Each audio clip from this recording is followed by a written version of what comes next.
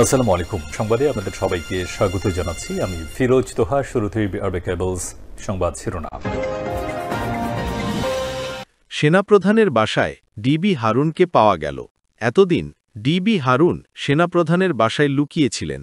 অবশেষে ডিবি হারুন গ্রেপ্তার হলেন সেনাপ্রধানের বাসা থেকে। ঢাকা মহানগর পুলিশের গোয়েন্দা শাখার সাবেক অতিরিক্ত কমিশনার হারুনুর রশিদ সহ 18 পুলিশ কর্মকর্তাকে গ্রেফতার করা হয়েছে। ধরা খেল বিতর্কিত পুলিশ কর্মকর্তা ও সাবেক ডিবি প্রধান হারুনুর রশিদ।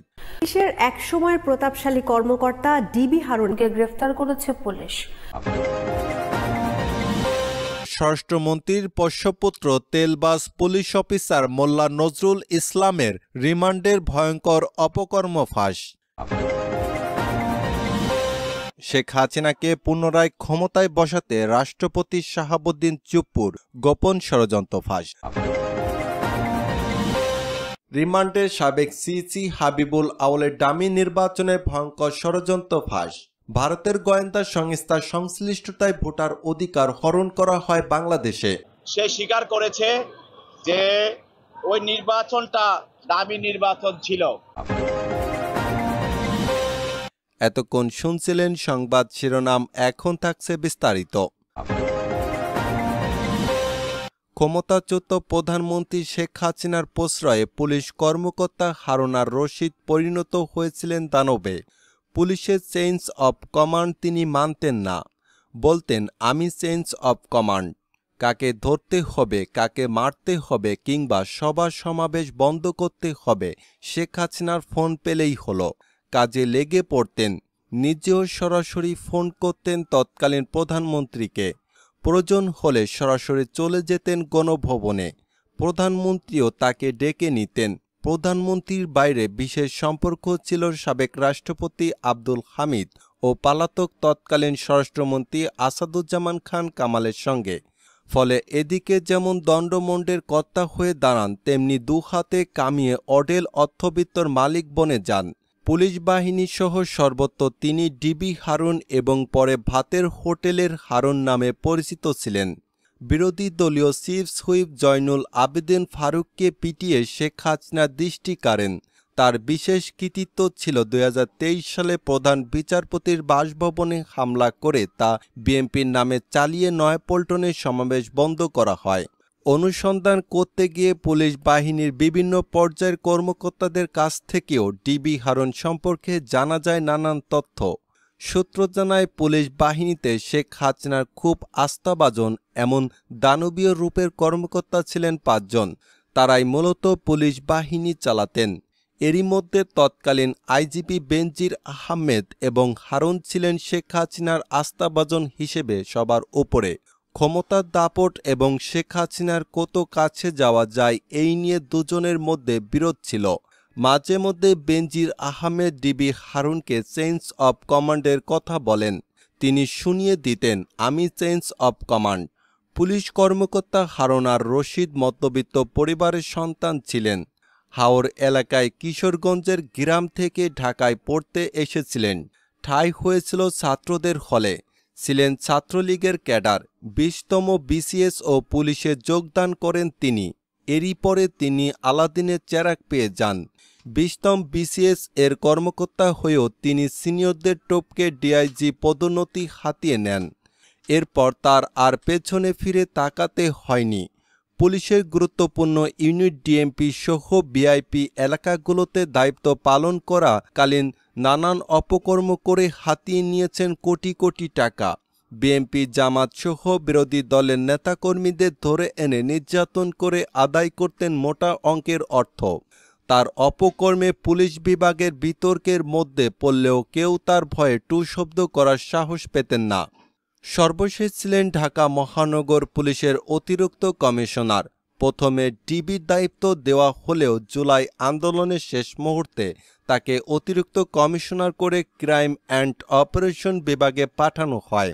দেশের গুরুত্বপূর্ণ পুলিশের 2টি ইউনিট নারায়ণগঞ্জ ও গাজীপুর জেলায় এসপি ছিলেন। সংশ্লিষ্ট সূত্র মতে 1000 কোটি টাকা গাজীপুর থেকেই তুলেছেন তিনি। এছাড়া হারুন ছিলেন ডিএমপি আর্ট ক্রাইম বিভাগের মধ্যে গুরুত্বপূর্ণ ইউনিট তেজগাঁও জোনের উপ পুলিশ কমিশনার। এসব ইউনিটের দায়িত্ব পালন করতে গিয়ে প্রভাব খাটিয়ে অবৈধভাবে সম্পদের মালিক হয়েছেন। আসামি ধরে টাকা দিয়ে ছেড়ে দেওয়া, বিরোধী মতের লোকজনকে ধরে এনে টাকা আদায়, জমি দখলে সহযোগিতা করে অর্থ হাতিয়ে নেওয়া, কোম্পানি দখল ও অবৈধ রিক্রুটিং ব্যবসা করে সম্পদের পাহাড় গড়েছেন তিনি।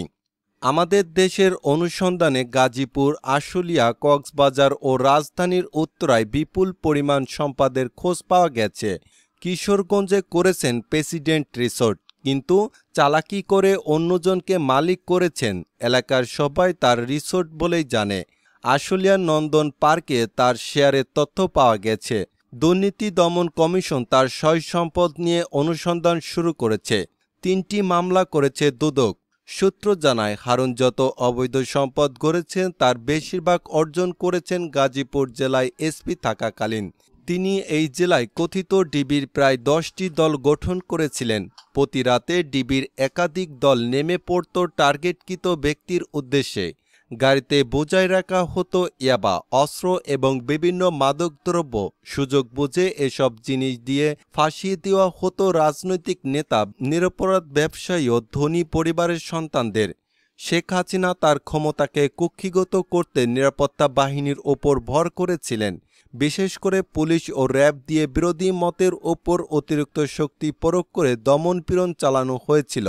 যে যত বেশি বিরোধী মতের নেতাকর্মীদের দমনপীড়ন চালিয়েছেন তাকে তত দ্রুত পদোন্নতি ও পদকের ব্যবস্থা করা হয়েছে। এর মধ্যে অন্যতম পুলিশের কর্মকর্তা হারুন আর রশিদ। তিনি ডিবিতে কথিত ভাতের হোটেল খোলেন।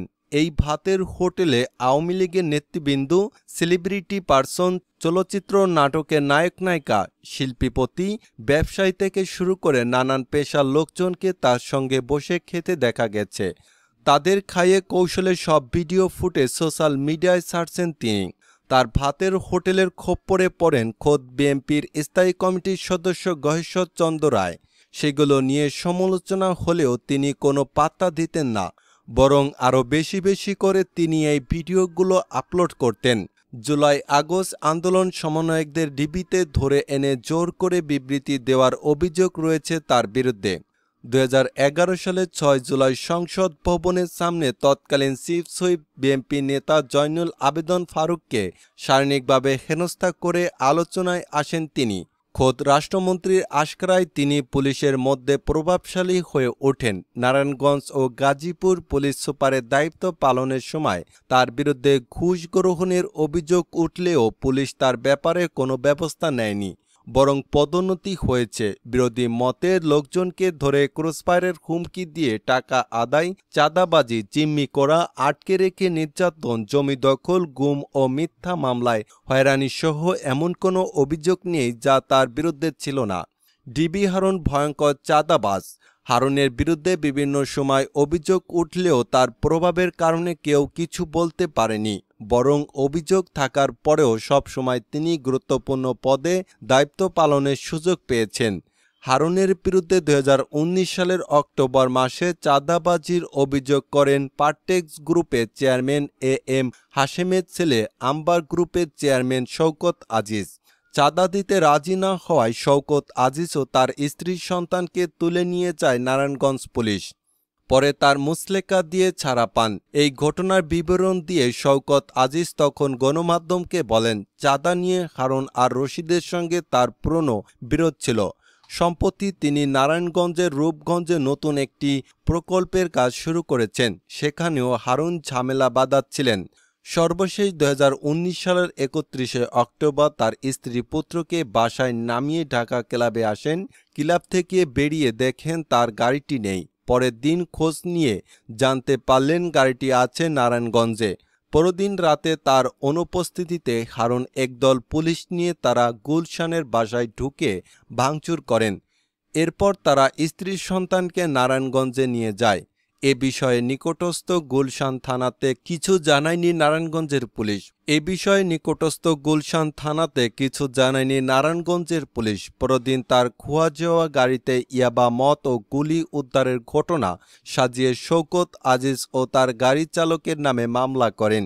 গুলশানের বাসা থেকে স্ত্রী সন্তানকে তুলে নিয়ে যাওয়ার একটি ভিডিও শওকত তার ফেসবুকে শেয়ার করেন। তবে শওকত ও তার স্ত্রী পুত্রকে তুলে নেওয়ার পর নিজের কার্যালয়ে সংবাদ সম্মেলন করে মিথ্যা গল্প শুনিয়েছিলেন হারুন।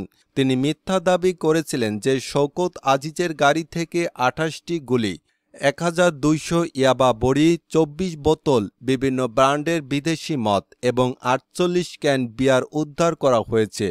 এই সময় গাড়িতে শওকতের স্ত্রী ফারহানা আজিজ ও সন্তান আনাম আজিজ ছিলেন।